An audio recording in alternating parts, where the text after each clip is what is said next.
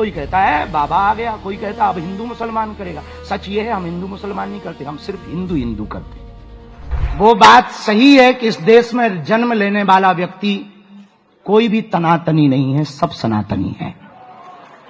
ये बात सही है। उसी बात की पुष्टि आज पूज्य आचार्य लौकेश मुनि जी ने कही है।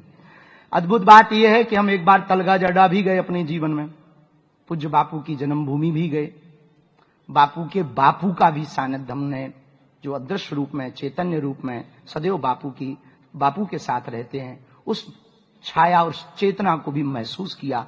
क्योंकि दास का जीवन भी एक गुरु के कारण है, और जिसको भी सच्चा और अच्छा गुरु मिल जाता वो रंक को भी राजा बना देते हैं।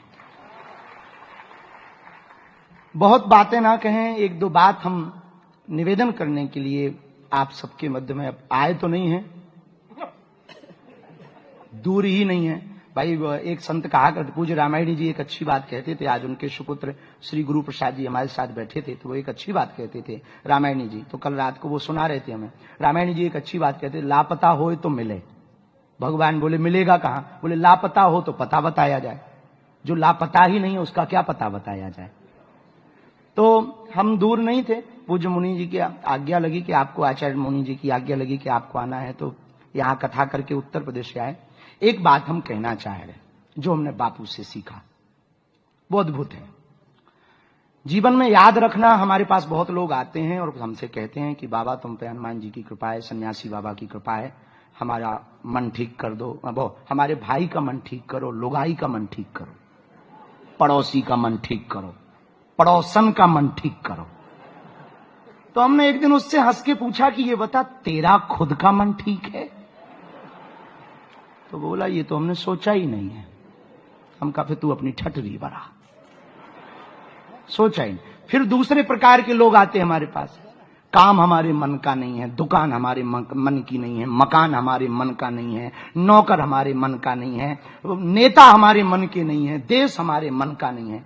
तो हमने उससे पूछा तेरा मन तेरे मन का है भैया? दुनिया में कुछ भी तुम्हारे मन का नहीं है, पर क्या खुद का मन तुम्हारे मन का है? हम दुनिया को सुधारने चले हैं, खुद को कब सुधारेंगे? हम दुनिया को बदलने चले हैं, खुद को कब बदलेंगे? और जो पूज्य आचार्य लौकेश मुनि जी ने कहा, हमने बापू जी से यही सीखा। पूज्य बापू जी की सानिध्यता में हम एक बात कहें, मेरे प्रियजनों, एक बात हमेशा याद रखना, जिसकी मस्ती जिंदा है उसकी हस्ती जिंदा है, वरना आदमी जबरदस्ती जिंदा है। हाँ, और जबरदस्ती वाले बहुत लोग हैं। टेंशन यहां किसको कम है? एलोन मस्क भी टेंशन में कि कोई दूसरा अमीर ना आ जाए। जब जो मिनटों में करोड़ों कमाता वो टेंशन में, अपन तो 1000 रुपट्टी में नहीं जी पा रहे, काहे को टेंशन ले? तो हमें लगता है जिसकी मस्ती जिंदा है उसकी हस्ती जिंदा है, वरना आदमी जबरदस्ती जिंदा है। ये हमने बापू से सीखा, ये बापू से ही सीखा। एक दिन हमने बापू की कथा सुन रहे थे, तो बापू ने खलील जिब्राम का वो करते हुए एक शायरी बड़ी गजब की, बल्कि बापू के शायरी चुरा के अपन भी चिपकाते हैं। हाँ, और अपन भी बाय बाय ही लूटते हैं। वाह गुरु, हम भी कह देते हैं तुम कह लो, अपना है ही नहीं है। हम भी कहते हैं, हम धीरे से मन ही मन में, वहां तो नहीं बोलते धीरे, जिसका है उसी की तरफ बाह जाए। तो एक दिन बड़ा अच्छा शायर बापू ने कहा कि मुझको बदनाम करने में उनके भी नाम आए जिनको हम आधी रात काम आए। ये बापू के। तो हम एक बात हम पूरे समाज से कहना चाह रहे हैं, जो भी बापू के परमानेंट श्रोता हैं, फॉलोवर हैं, आत्मीय जन हैं, हम आपसे कहना चाह रहे हैं, बापू से एक बात सीखना, साधु कहता नहीं है, साधु तो रहता है। जो कहे वो साधु कैसा, जो रहनी में रहे वो साधु है। जीने का नाम ही जिंदगी है, कहने का नाम जिंदगी नहीं है। कहता तो गूगल भी है, कहता तो गूगल भी है, और आजकल तो AI GPT आ गई है, उससे 2 क्वेश्चन पूछो वो 10 उत्तर देता है। मानो बागेश्वर बाबा का 2 कॉपी हो। खैर ऐसा तुलना नहीं करनी चाहिए, हमारी औकात नहीं है उसके लायक, पर अब क्या करें, अब बड़ी मंच मिला है, बापू मिले हैं, तो बोलने में ही सकुचाना नहीं चाहिए। हम पहले सकुचाते थे, तो एक दिन हमको मलुकपीठ वाले महाराज जी ने एक बहुत अच्छी बात कही। बोले बेटा तुम संकोच छोड़ो, जब बड़ों के सामने खुलोगे ना तभी खिलोगे। हाँ, बड़ों के सामने खुलोगे तभी खिलोगे। हमें लगता है कि नादानी नहीं करनी चाहिए, पर कुछ कुछ हो भी जाए तो क्षमा करने का उनके अंदर सामर्थ्यता होती। बड़े तब तो बड़े होते, जो क्षमा करे वो बड़े। तो मेरे प्रियजनों, हम प्रार्थना करें जितने भी पूज्य बापू के जितने भी श्रोता हैं, परमानेंट श्रोता, हमें देखो साधु तो हमेशा आचार्य रजनी सोसो एक बहुत अच्छी बात कहते हैं कि साधु उपदेश देता है, राजा आदेश देता है। तो साधु उपदेश देता, तो बापू तो उपदेश दे रहे, पर हम सबकी ये जिम्मेवारी है, नैतिक जिम्मेवारी, राम कथा सुने नहीं, राम कथा जिए। तो आप राम कथा केवल सुनो नहीं मेरे प्रियजनों, बापू बैठे वरना हम मेरे पागलों भी कहते हैं। तो हम एक बात प्रार्थना करें कि राम कथा सुनो नहीं, राम कथा जियो, और जीने के लिए मस्ती जिंदा रखो। दुनिया क्या कहती, आचार्य मुनि जी ने यही कहा, दुनिया क्या कहती। जब हम चलते हैं तो सब अपनी अपनी दृष्टि से देखते, कोई कहता है बाबा आ गया, कोई कहता है अब हिंदू मुसलमान करेगा। सच ये है हम हिंदू मुसलमान नहीं करते, हम सिर्फ हिंदू हिंदू करते। हाँ, ये सच है, हम मुसलमानों के विरोधी नहीं है। मुसलमानों के विरोधी होते तो अब्दुल कलाम की चर्चा रहीम रसखान के दोहे ना गाते। तो हम इनके विरोधी नहीं है। लोगों को लगता है तो हम भी कहते थे बेटा सेम टू यू, कौन बेफिजूली में अपना मुंह खराब करे। तो कई लोग कहते कि आपके लिए तो बहुत लोग बोलते, ऐसा कहते वैसा कहते। हम कहा हाथी चलता है,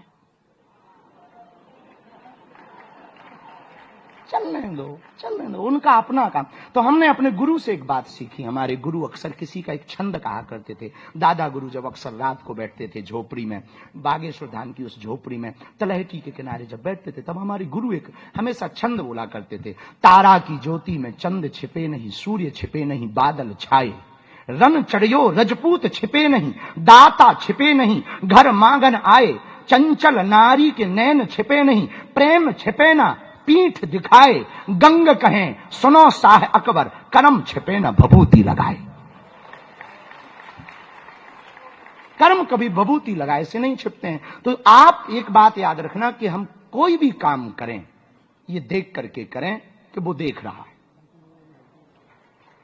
ये देख कर करें। हम दुनिया से तो छिप सकते हैं, उससे नहीं छिप सकते हैं, वो तो हमेशा सदा है, सदैव देख रहा। और बड़ी अद्भुत बात है कि देश की राजधानी में हमारे अति प्रिय आचार्य लोकेश मुनि जी विश्व शांति केंद्र की स्थापना के लिए पूज्य बापू की व्यासपीठ को लेकर के आए। और निश्चित रूप से इस व्यासपीठ में उद्घाटन ही कर दिया इन्होंने। उद्घाटन हो गया, अब तो मिशन के लिए उद्घाटन हो गया, हमें पता ना लगा, नहीं हमें पता ना लगा।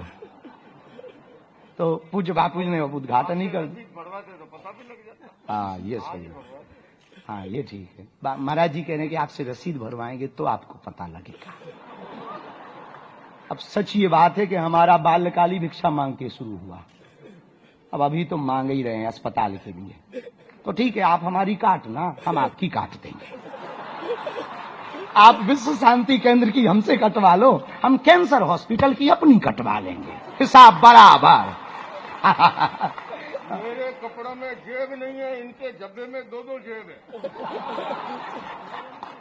कसम खा के कह रहे 1 रुपया नहीं, जेब जरूर है, रुपया एक नहीं है।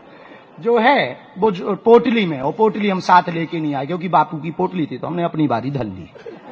हमका बड़ी वाली अभी चल रही, छोटी वाली इधर ही रहो। तो हमने हनुमान जी को भी कहा कि तुम यहीं बैठो, हम अभी आते हैं, कुछ बोल करके। तो हमारी पोटली में है, लेकिन वो बगल में है आपके, तो ले लेना, हम आपके हैं। बहुत अद्भुत हैं, बहुत सरल हैं। तो हम तो क्या कह दें, बस अंत में यही कहेंगे कि जितने भी पूज्य बापू के श्रोता हैं, राम कथा को जियो, राम कथा में जियो, राम कथा के लिए जियो, क्योंकि जीना भी राम के लिए है और राम को ही जीना है, राम के लिए ही जीना है, राम से ही जीना है। कोई कहता है बाबा आ गया, कोई कहता अब हिंदू मुसलमान करेगा। सच ये है हम हिंदू मुसलमान नहीं करते, हम सिर्फ हिंदू हिंदू करते। जीरो हमने इन्वेंट किया, हमने बताया दुनिया को, जहां योग है वहां रोग नहीं। सबसे पुरानी सभ्यता है हमारी। गुलामी से तो और देश भी लड़े भाई, पर आजादी के लिए अहिंसा का रास्ता बस हमारा था। अपने पसीने से जमीन सींचता किसान और घर में घुसकर मारने वाले जवान, बस इसी मिट्टी ने जने। इसके हाथ ने जब थामा जज्बा तो इतिहास रचे। कदम बढ़ाए तो चांद का वो हिस्सा चूमा भाई, जहां कोई कभी नहीं पहुंचा। आज पूरी दुनिया में शान से लहरा रहा है तिरंगा, और इसके पीछे है गर्व से भरी अनगिनत कहानियां जो लिखी जा चुकी हैं और लिखी जा रही हैं, जिन्हें मैं सुनाऊंगा आपको राष्ट्रगर्व रोज शाम 6:25 पर।